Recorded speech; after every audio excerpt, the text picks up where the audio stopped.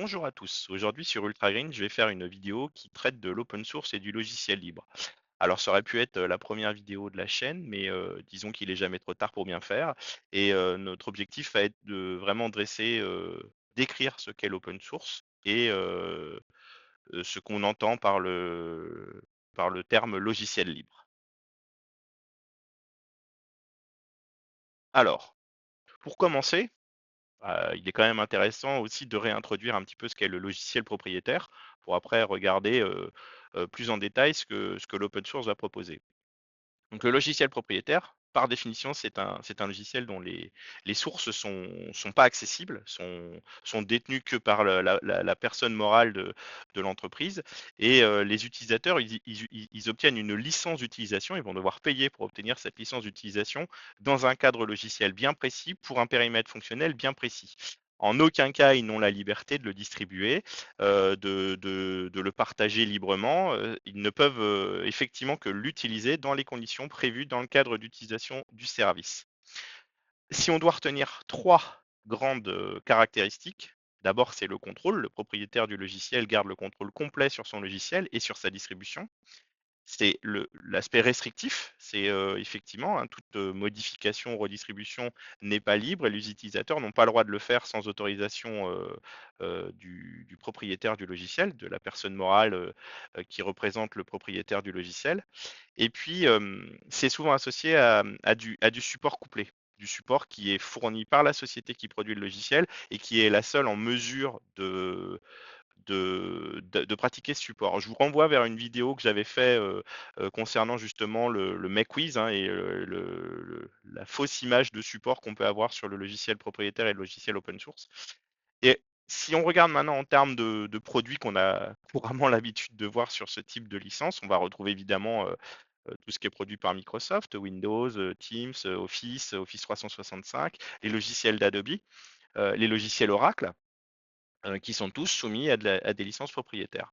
Maintenant, on va regarder ce que c'est le logiciel open source. Le logiciel open source, c'est un logiciel qui, lui, est redistribuable. Alors, on va voir qu'en fonction, et on l'a vu, hein, sur une vidéo que j'ai faite sur les types de licences et sur la compliance, on a plusieurs modalités de distribution et de droits de distribution et de responsabilité sur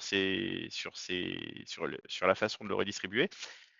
Mais disons que les trois caractéristiques qu'on peut relever, c'est la transparence. La totalité des utilisateurs du logiciel peuvent accéder aux sources.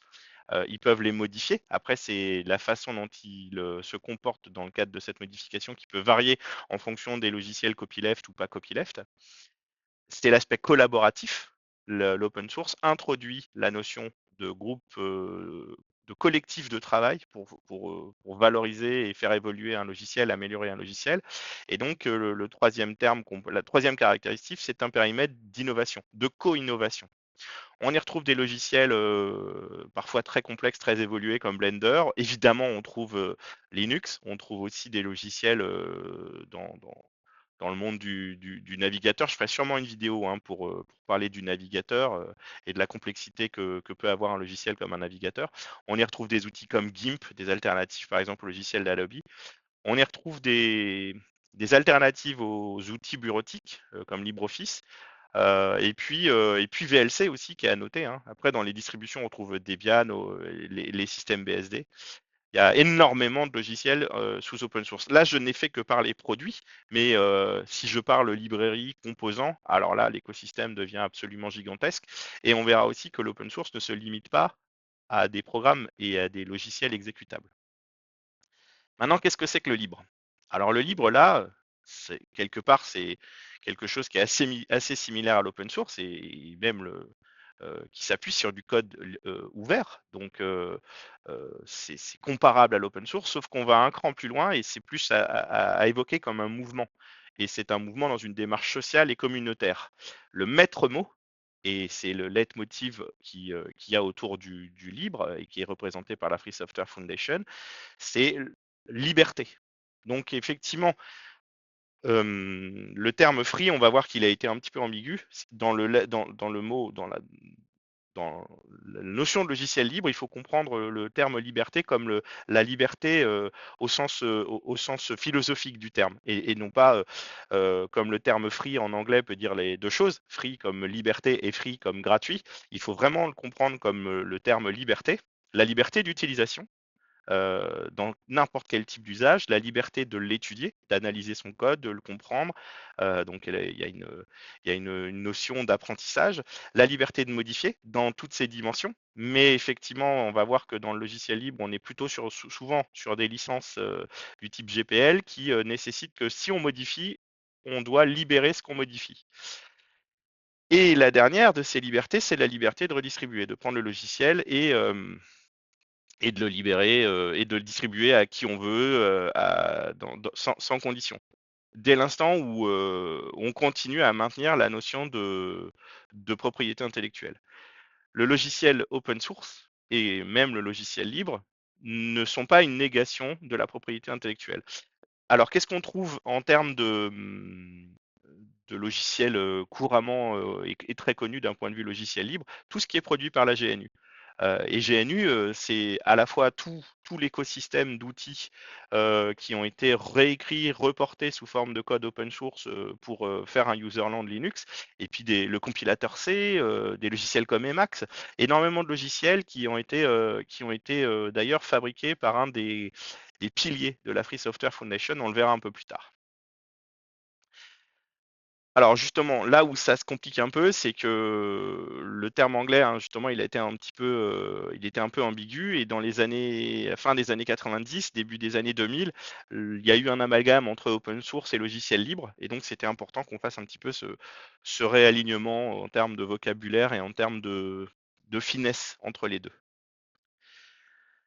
Il y a un dernier modèle qu'on n'a pas vraiment évoqué. Il existe des sociétés qui fabriquent un logiciel communautaire, et au-dessus de ce logiciel communautaire, soit sous forme de surcouche, soit sous forme de service, soit sous forme de composants additionnels, vont fabriquer ce qu'on appelle un produit entreprise, sur lequel la licence va pas être la même. Donc par exemple, on a beaucoup de logiciels sur lesquels il y a une licence open source, et puis de l'autre côté, on a une surcouche propriétaire avec une licence business ou potentiellement ce qu'on appelle les source available copyleft, qui malgré tout sont restrictifs à des usages business. On retrouve des distributions hein, comme Red Hat, Ubuntu. Alors sachant que par contre il va y avoir une finesse entre les deux, Ubuntu a réellement une version communautaire en dessous. Et par contre, Red Hat, c'est plus ambigu. Red Hat Enterprise Linux, quoi qu'il arrive, le produit reste propriétaire. Par contre, il est basé sur une souche qui était CentOS, qui à l'époque était open source et qui ne l'est plus. Mais on a quand même des clones, le clone d'origine d'ailleurs, enfin c'est même pas le clone, c'est la souche originelle, Fedora, qui elle est toujours communautaire. Alors que sur le produit Canonical, sur Ubuntu, on peut souscrire à du support et passer sur une version pro, donc une version entreprise du logiciel, de la distribution Linux de Canonical, d'Ubuntu. Mais il y a un principe de, d'une possibilité de retour en arrière, c'est-à-dire que le produit il reste le même, c'est les capacités de support qu'on a dessus et l'activation de certaines commandes qui vont être possibles, mais qui du coup peuvent être désactivées quand on décide de ne plus utiliser la version entreprise. Dans les bases de données, dans tout ce qui va être autour de la containerisation, dans les outils de dashboarding, il y a énormément de logiciels qui sont sur des déclinaisons sur lesquelles il y a un produit communautaire, ce qu'on appelle le produit CE, Community Edition, et le produit entreprise. Alors, on va essayer de faire un petit peu d'archéologie, puis de revenir un petit peu aux origines de l'open source et du logiciel libre. Alors, on peut considérer que l'open source est né entre les années 60 et 70 avec les premiers systèmes informatiques. Il n'y avait pas de système d'exploitation, il n'y avait pas de logiciel réellement disponible à proprement parler. Et pour vendre le logiciel, il fallait, on était encore très hardware centrique. Ce qui importait, c'était le matériel. Et donc le logiciel était presque donné avec. On peut déjà parler de code source ouvert. Est-ce que c'est réellement l'open source tel que nous on le connaît maintenant? C'est contestable. Par contre, en 1980, Richard Stallman, donc je l'ai évoqué sans le nommer tout à l'heure, hein, qui est à l'origine de la Free Software Foundation, va lancer le projet GNU. Alors GNU, c'est un acronyme qui veut dire GNU is not Unix. Justement en réaction au fait que là, entre-temps, entre les années 70 et 80, Unix s'est développé. Et lui, il est devenu effectivement propriétaire dès le début. Et l'approche de Richard Stallman a été avec l'arrivée de l'ordinateur individuel, a été de recoder, de porter, de refaire tout le code pour qu'il devienne intégralement open source. Et c'est là qu'on a vu arriver un userland Unix, POSIX complet, sous le nom de GNU, qui va être plus tard utilisé pour faire GNU Linux. Alors, 1985, pourquoi j'ai relevé cette date et pourquoi je relève le nom de Christine Peterson, qui travaillait pour le Foresight Institute? Parce que c'est elle qui est à l'origine du non open source, de l'utilisation du terme open source, justement pour lever cette ambiguïté qui pouvait y avoir avec la notion de free software, qui à la fois était ambiguë entre libre et gratuit. Donc 1985, c'est la réelle naissance du terme open source. Et enfin, les deux personnes que je vais souligner vers 1998, c'est Eric S. Raymond. On verra, je ferai sûrement une vidéo sur The Cathedral and the Bazaar, qui est un petit peu le texte fondateur, un petit peu des principes de l'open source. Et puis Bruce Perens, qui ont créé l'Open Source Initiative, en réaction au fait que on assimilait trop l'open source au libre, qui était arrivé plus tôt, on l'a vu, hein, presque 18 ans plus tôt, et qu'effectivement l'open source était mal perçu, était mal considéré au niveau de l'entreprise, c'est toujours un peu le cas, parce qu'on l'assimilait trop au principe qui était émis par les gens qui portaient le logiciel libre. Il fallait donc créer un contexte d'utilisation professionnelle, et ça a été justement tout l'objectif de l'Open Source Initiative. Donc ces deux personnes sont vraiment à l'initiative de la notion même d'open source, au-delà du libre. C'est à noter typiquement que Bruce Perens, c'est un des fondateurs de Debian. Alors, et c'est là où justement on voit un petit peu le paradoxe, on voit qu'il y a un peu un schisme entre le free and open source software et l'open source software, donc ce qui est supporté, défendu par la Free Software Foundation d'un côté, et de l'autre côté l'Open Source Initiative. Et c'est un paradoxe puisqu'on se retrouve avec un animal un peu bizarre, un pingouin à tête de gnou, qui est un peu le paradoxe et montre que ces deux choses cohabitent, puisqu'au final, ils parlent quand même du même principe, le fait de libérer le source, pas forcément dans les mêmes objectifs, mais disons que on voit qu'il y a eu des différences d'opinion, mais qu'on parle bien quand même de la même philosophie derrière.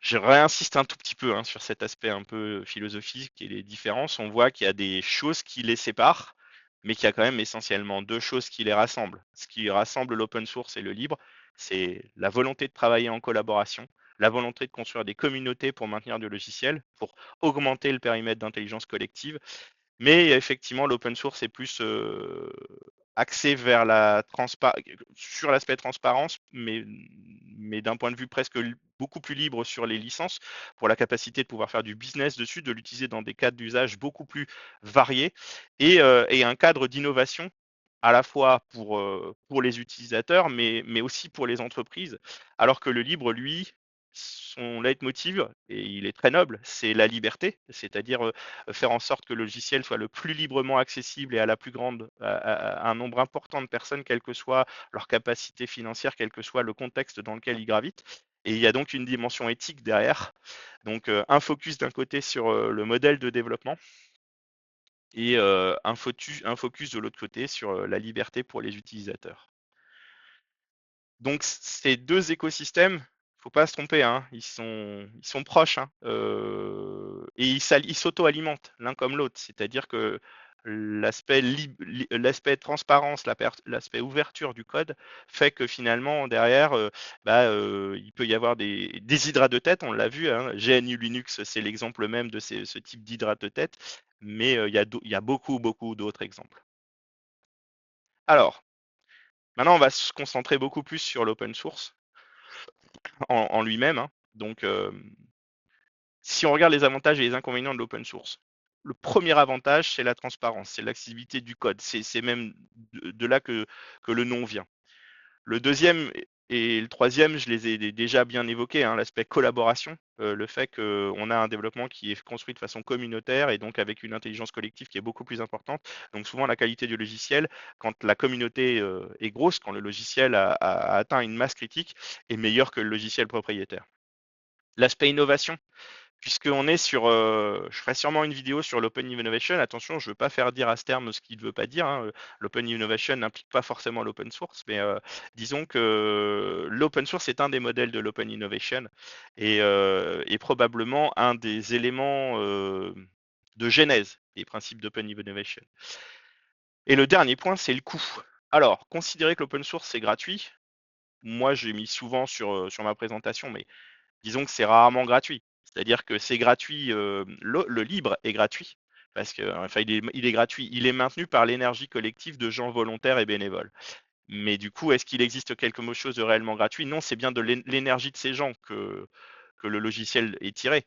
Donc forcément, dans le cadre open source, si maintenant on parle d'open source, il va y avoir cet effort d'utilisation dans un contexte business que l'entreprise va devoir faire un effort. L'entreprise va devoir investir de la compétence, du savoir, de l'énergie pour pouvoir bien utiliser ce logiciel. Mais du coup, malgré tout, le coût reste plus faible parce que là, on a déjà parlé, hein, j'ai fait une vidéo hein, sur le support. Clairement, les coûts de support vont être beaucoup, beaucoup moins importants et on va rentrer dans ces espèces de boucles vertueuses que j'ai déjà exprimées dans la vidéo sur le MakeWeave. Euh, Globalement, le coût est plus faible. J'ai souligné un défaut de l'open source. Alors moi, forcément, je suis un partisan de l'open source, donc je suis peut-être pas le meilleur pour en trouver les défauts. Mais il y en a un qui est clair hein, de toute façon, c'est le problème de fragmentation. Les projets, c'est hein, des initiatives volontaires. Il y en a certaines qui sont mues par la volonté de construire un produit sur lequel on va faire un business. Il y en a d'autres qui sont mues juste sur la volonté d'apporter quelque chose et qui sont plus sur des genèses du libre et qui potentiellement vont dériver sur les principes de l'open source. Et il y a un défaut qui est entre les deux, qui est à la fois un avantage pour l'open source parce que il y a plus de personnes qui vont contribuer à un logiciel et le fait que les sources soient ouvertes vont permettre d'aller beaucoup plus loin sur l'introspection du code et en garantir la sécurité. On voit que c'est pas infaillible. Je ferai sûrement une vidéo sur les différents événements qu'il y a pu y avoir avec Log4j, avec la faille qu'il y avait eu sur SSH, enfin au travers d'une librairie de compression sur SSH. Euh, on voit quand même que quelle débauche d'énergie il a fallu justement sur la faille sur SSH pour pouvoir réussir à infiltrer un trou de sécurité. Et on s'en est rendu compte parce que c'était de l'open source.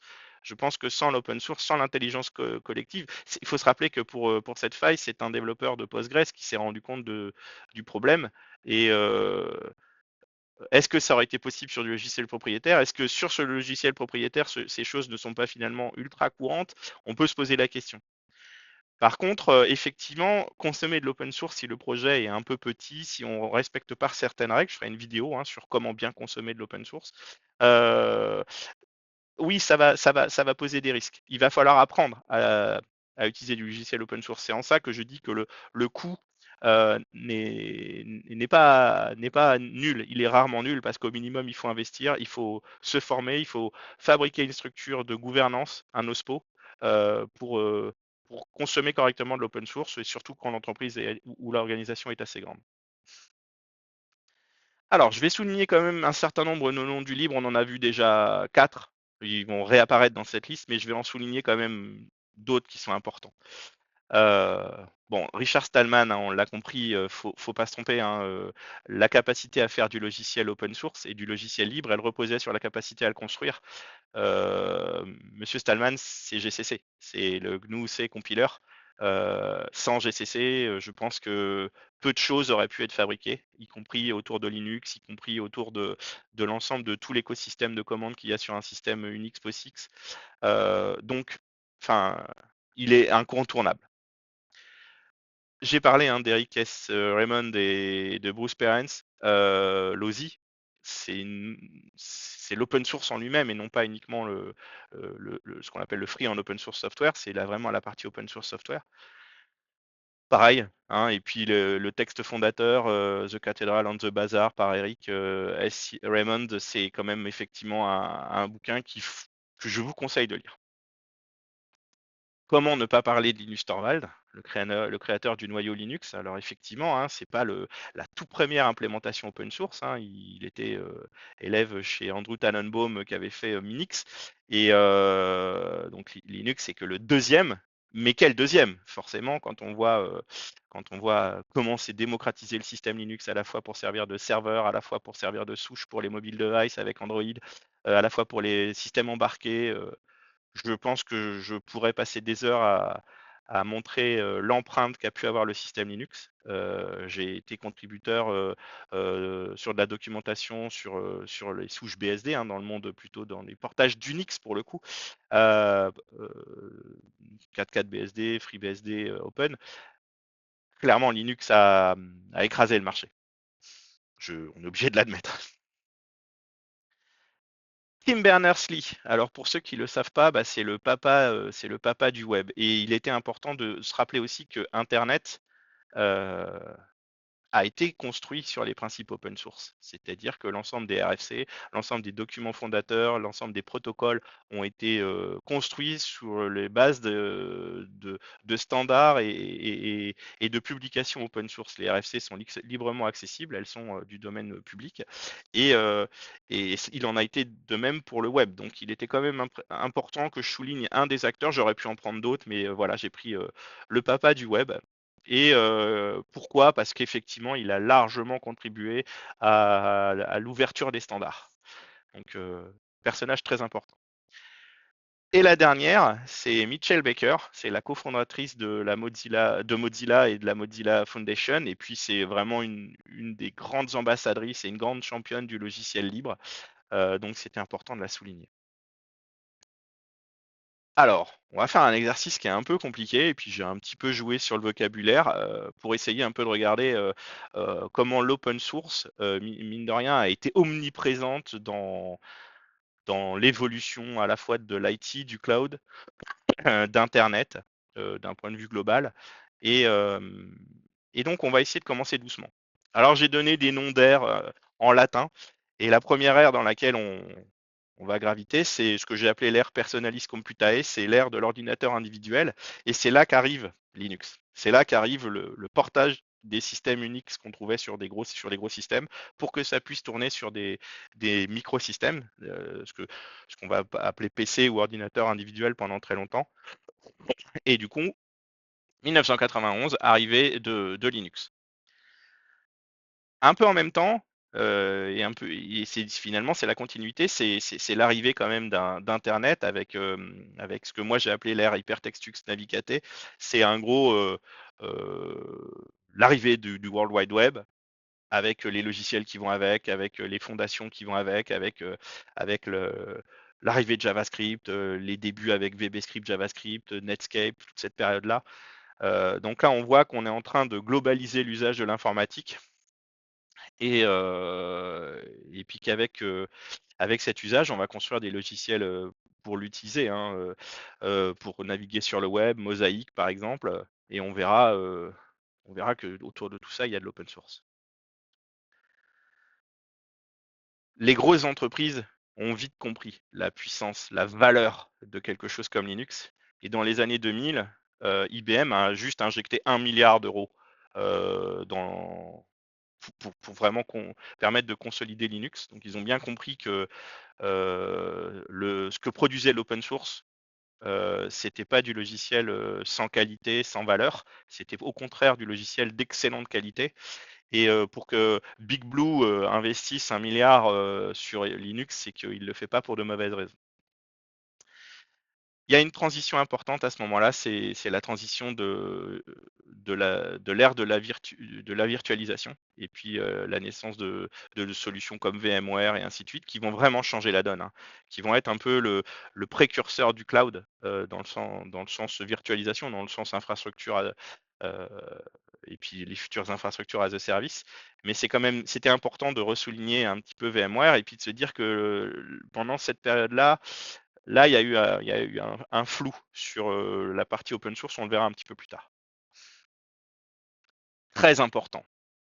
On a commencé par une première initiative open source sur le navigateur. Après, on a vu arriver des produits Netscape, Internet Explorer, qui là, pour le coup, n'avaient pas du tout la couleur de l'open source. Et puis là, on voit arriver Mozilla avec Firefox. Donc, c'est quand même une date ultra importante à retenir. Et c'est à cette même période qu'on commence à entendre parler de GAFA. On a laissé grossir un certain nombre d'entreprises, Apple notamment. On voit Google qui commence à devenir vraiment omniprésent. C'est l'introduction des réseaux sociaux. C'est avec cette transition virtualis, l'introduction forte de la virtualisation et l'arrivée sur le marché d'opérateurs, des premiers opérateurs de cloud d'infrastructure avec AWS, avec Amazon. On y reviendra, hein, et je vais faire une vidéo dédiée sur ce sujet. Et là, on va parler maintenant de la transition Armorum Mobilis, c'est-à-dire mobile device, tout ce qui est ce qui maintenant est devenu notre quotidien, hein, l'utilisation des mobile devices. Qui n'a pas un smartphone? Et puis effectivement, hein, on a l'arrivée du premier iPhone.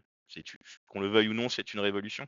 Et elle s'est faite par, par l'utilisation d'un logiciel qui a des fortes racines open source. Il faut se rappeler que macOS X, hein, c'est l'utilisation de noyaux MAR, de noyaux Unix, micro-noyaux Unix MAR, une API qui vient de FreeBSD, hein, des systèmes BSD de Berkeley. Et tout ça va s'appeler XNU et va devenir un peu la souche un peu système avec le retour de Steve Jobs de chez Next, hein, donc on a une souche système très open source sur lequel il est venu poser de la valeur propriétaire avec les différentes libs, Carbone, Coco et ainsi de suite, qui vont à terme être les fondations de tout l'écosystème de logiciels depuis leur version Watch, leur version iPhone, leur version Mac. Tout ça vient de la même souche. Et puis bah, Android, hein, évidemment, hein, qui vient de Linux, hein, qui est construit sur Linux. Hein. Google vient s'installer de façon assez ferme sur le marché du mobile en réaction à ce que Apple venait de faire juste avant. Il y a une date importante en 2010, hein, c'est mine de rien, j'ai mis le symbole de l'Eclipse Foundation beaucoup plus tôt, mais clairement parce elle est arrivée plus tôt en réaction à Sun. Mais là, on a un mastodonte qui vient en racheter un autre sur la partie base de données, sur la partie middleware, applicatif, serveur d'application. Oracle est pas du tout à négliger quand on regarde un petit peu la timeline des grosses des grosses structures et de replacer les grosses structures dans un écosystème open source. Derrière, il y a Java, quoi. Et on va voir que, enfin, on va pas le voir dans cette vidéo, mais Java, quelque part, ça a été, et c'est toujours un terrain de conflit. Date extrêmement importante. Le noyau Linux se transforme avec l'arrivée de Linux Containerization. On voit qu'il y a eu un certain nombre d'évolutions du noyau pour fournir tout ce qui va être les fondations, les bases de la containerisation. Et donc, c'est ce que moi je nomme la transition continence. C'est l'arrivée de toute la technologie de containerisation. Premier acteur commercial qui va partir encore éditeur sur le sujet, c'est Docker, avec une version CE, une version entreprise, qui va largement rendre plus ergonomique l'utilisation de la containerisation, qui va la démocratiser. Et là, on rentre dans l'ère, donc là, on était dans l'ère pré-Nubes, hein, pré-cloud, et on va rentrer de plein fouet dans l'ère du cloud et dans l'ère du cloud orchestré, ce que j'ai nommé ère Nubes Navigatoris, pour jouer sur le mot Kubernetes, c'est du grec, et Navigatoris, c'est la même chose, mais en latin. Et Google aux commandes. Hein. Clairement, on va le voir un peu plus tard, mais Google, effectivement, s'est positionné de façon très claire pour, pour vraiment absorber le périmètre de l'orchestration de toute la containerisation. Et là, il y a deux choses très importantes.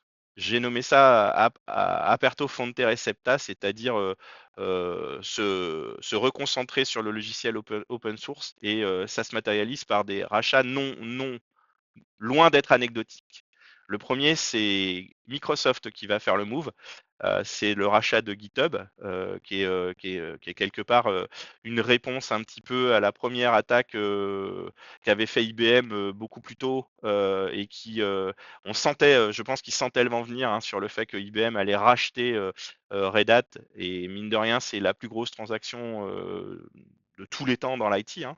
On sent que bah là, on cherche à appuyer les positions. Je pense que tout le monde a compris que l'open source, c'était une manne, et que c'était aussi à la fois quelque chose qu'il fallait contrôler, parce que sinon, elle avait la possibilité de, de tellement rebattre les cartes sur les règles du logiciel propriétaire que, au même titre qu'on a vu pendant la bulle Internet, la finance essayer de reprendre le contrôle sur ce friendly business qu'il y avait eu dans la bulle Internet, bah là on a une même réaction en se disant attention, l'open source c'est super, ça produit de la super valeur, sauf que si nous on peut pas venir croquer, il va y avoir un problème. Donc cette période elle est quand même ultra importante entre 2018 et les années 2020, c'est vraiment très important. C'est des dates importantes. Je vais finir sur la transition actuelle, là où on arrive, hein, c'est la transition vers l'intelligence artificielle, et de voir l'arrivée à la fois des LLM qui, à la base, ont commencé un peu open source avec des choses. Je ne sais pas parler. Est-ce que c'est une société? Est-ce que c'est une fondation? C'est né comme une fondation. Ça ressemble plus à une société. On voit des sociétés qui, elles, pour le coup, ont compris comment bien utiliser directement l'open source, et peut-être ont évolué de façon moins dissimulée, moins cachée. J'ai un petit souci avec OpenAI, pas avec le directoire d'origine, hein, mais plutôt avec ce qu'en a fait son leader. Mais voilà, si maintenant, pour synthétiser, Linux open source, Internet, le web open source, c'est des RFC, c'est des protocoles ouverts, c'est des standards ouverts. Le monde Java, beaucoup d'open source, mais ça reste un terrain de conflit. Le navigateur Firefox open source, Android open source, la containerisation open source, même Docker a compris qu'il fallait un modèle core editor. Google, les GAFA ont dans leur genèse l'open source. Ils ont compris que l'open source était à la fois un moyen d'éviter d'avoir à gérer le coût de MCO, c'était aussi un moyen de diffuser et de propager leurs propres solutions pour qu'elles deviennent des standards de facto. C'est ce qui s'est passé avec Kubernetes.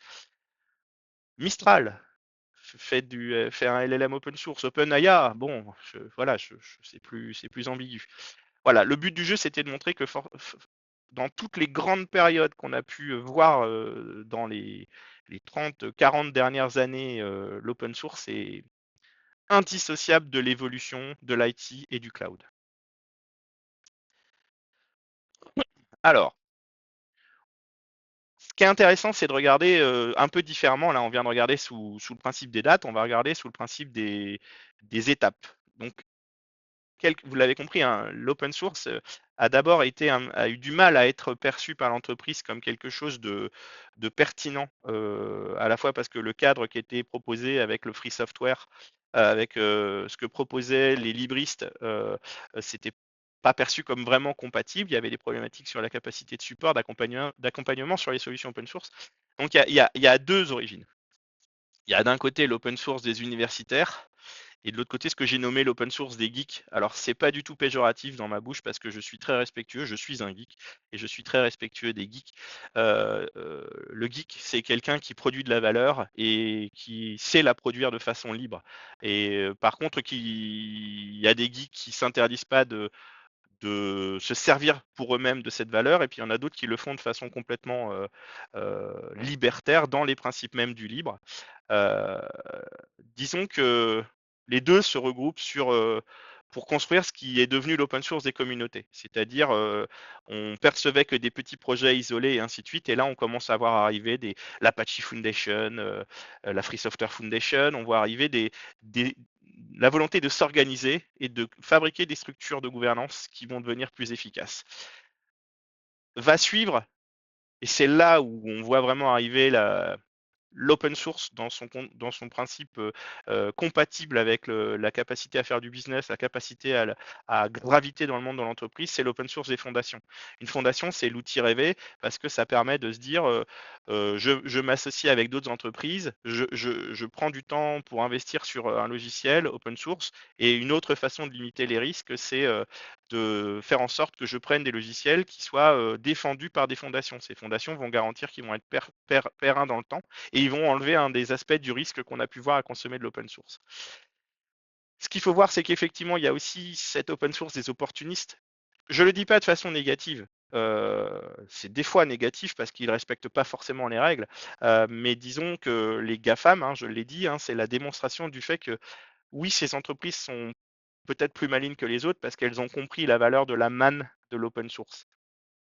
Mais malgré tout, ce qui est intéressant de voir, c'est que bah, les communautés, ça donne un cadre commun du libre, c'est vraiment ce qui vient réconcilier sur l'usage du libre, et les fondations, c'est ce qui donne un cadre commun de l'open source, c'est-à-dire qui réconcilie à la fois en partie les enjeux du libre, mais à la fois aussi les enjeux globaux d'utilisation par les entreprises.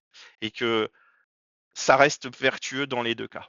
Et ça reste positif, bénéfique sur la façon de produire du logiciel, parce que oui, il va y avoir des différences sur les cadres de licence, mais au final, il va y avoir de la valeur libre qui va être fabriquée, ouverte qui va être fabriquée.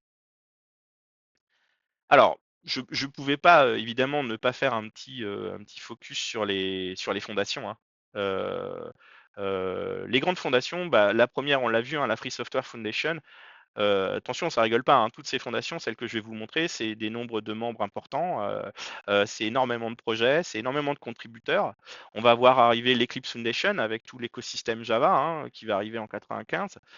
Ensuite, alors là, un gros morceau, hein, l'Apache Software Foundation. Alors là, c'est l'écosystème XML, l'écosystème web, l'écosystème applicatif. Bah là, enfin, le nombre de projets solides sur la partie middleware orienté message. Plus récemment, des choses comme Kafka. Tout ce qui est MQ et ainsi de suite. Alors là, l'Apache Software Foundation, c'est un énorme morceau. La Linux Foundation, c'est clairement, bah, c'est la structure porteuse, hein, qui permet justement de pérenniser dans le temps Linux, et c'est ce qui probablement a permis de vraiment solidifier et de conjuguer le monde entreprise, le monde open source autour d'un même produit. La Mozilla Foundation. Euh, le web, c'est pas un petit morceau. Moi, j'ai connu le web quand c'était encore quelque chose qui était très très axé sur son usage libriste, sur son usage de communauté de scientifiques ou de communauté de développeurs. C'était pas encore cette rue commerçante. C'est un peu péjoratif dans ma façon de le dire, mais il y a un peu de ça. Mais disons que c'était indispensable. Cette mutation était indispensable parce qu'elle permettait de pérenniser cette structure dans le temps. Maintenant, c'est la façon dont ça s'est fait avec l'hyper-mercantilisation qu'on peut avoir sur le web. Peut-être qu'il faut trouver des solutions.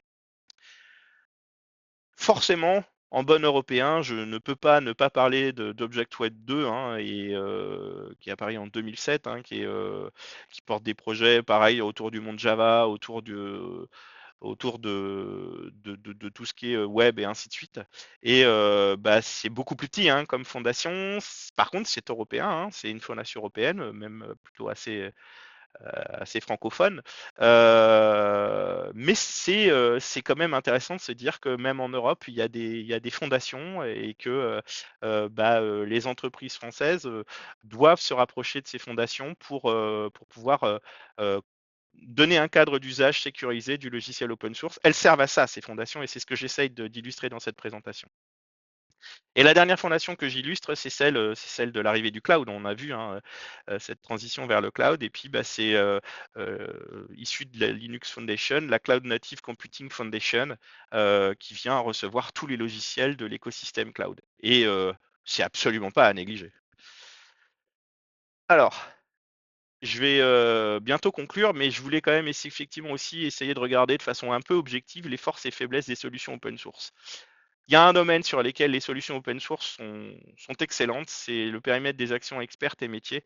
Un logiciel comme Blender, c'est capable de rivaliser avec les outils propriétaires du marché sans aucun problème. Un outil comme GIMP aussi, il y a des logiciels comme Audacity, Krita, alors pas forcément tous avec la même couverture fonctionnelle, le même niveau de modularité, mais quoi qu'il arrive, voilà, si on doit retrouver les valeurs, c'est que c'est des logiciels hyper riches, très très riches, parce qu'effectivement la contribution collective va rapporter énormément de matière, et au-delà de ça, leur aspect modulaire va renforcer la capacité qui devienne encore plus riche. Et c'est des logiciels qui sont très performants parce que les gens qui fabriquent du logiciel open source ont un objectif régulier qui est de le rendre le plus efficace, le plus performant possible. Là où c'est plus contestable, c'est que ils mettent beaucoup d'énergie pour que ce soit performant et souvent un petit peu moins pour la partie ergonomique. Donc, un Blender, si vous l'avez déjà utilisé, il a son ergonomie propre. Et je pense que la marge de progression, la marge d'apprentissage, elle est compliquée. Mais voilà, il faut quand même bien savoir que sur ce périmètre-là, les logiciels open source sont plus que pertinents. Sur les solutions d'infrastructure logicielle, et alors là, je prends depuis les OS en passant par les logiciels d'infrastructure, les bases de données, les middleware orientés messages, les middleware au sens le plus global possible. Bon, bah là, j'ai pas mis de la notion d'ergonomie parce que ça, pour moi, pas vraiment de sens, mais euh, le web repose sur ça. Monter un serveur sur autre chose que du logiciel open source, moi personnellement, je le ferai pas, et je ne vois pas de solution qui soit capable de rivaliser avec les systèmes open source pour faire de l'infrastructure logicielle. Du cloud, en passant par l'OS, en passant par les bases de données, euh, pour moi, la réponse open source est la meilleure. Sur les solutions grand public, bah il y a des pépites, hein. Il y a des pépites, hein. Il y a un Firefox qui est une pépite depuis longtemps. Alors effectivement, bah, les attaques sont de plus en plus poussées. Le nombre de moteurs de rendu web est très faible et c'est difficile hein, de se maintenir sur ce sujet-là, mais c'est toujours le cas. On voit des initiatives pour faire du front-end multimédia avec Kodi, et puis bah, VLC, enfin, quel joyau, quel, euh, quelle merveille ce VLC. Et puis on voit qu'il y a même autour de VLC des librairies, un écosystème de codecs, de librairies autour de tout ce qui va être vidéo, qui peuvent même être assez connexes avec des sujets avec des entreprises comme Shadow, des choses comme ça. On voit qu'il y a quelque chose derrière, hein. Si on regarde par contre en termes de force et faiblesse, donc la couverture fonctionnelle, c'est parfait, hein. L'ergonomie, ça dépend des outils, chacun y trouvera ce qu'il a envie d'y trouver. La modularité, bon là, c'est la force de ces outils, hein. Les écosystèmes d'extension, de plugins qu'on peut trouver sur les logiciels open source, forcément, il y a quelqu'un qui va avoir contribué pour répondre aux petits besoins que les développeurs et la communauté qui maintient n'a pas pensé. La modularité, donc on l'a vu, et puis bah, la performance, c'est très variable, ça dépend des logiciels. Disons que c'est pas plus magique que le propriétaire, ça reste du coup des logiciels plus complexes à mettre en œuvre, donc la notion de performance, ça dépend des applicatifs. Alors, les solutions bureautiques. Clairement, c'est probablement le parent pauvre de l'open source, à la fois sur l'aspect ergonomique, mais malheureusement aussi sur la partie couverture fonctionnelle. Pourquoi? Parce qu'il y a énormément de standards qui ne sont pas ouverts dans ce monde-là. Il y a énormément de...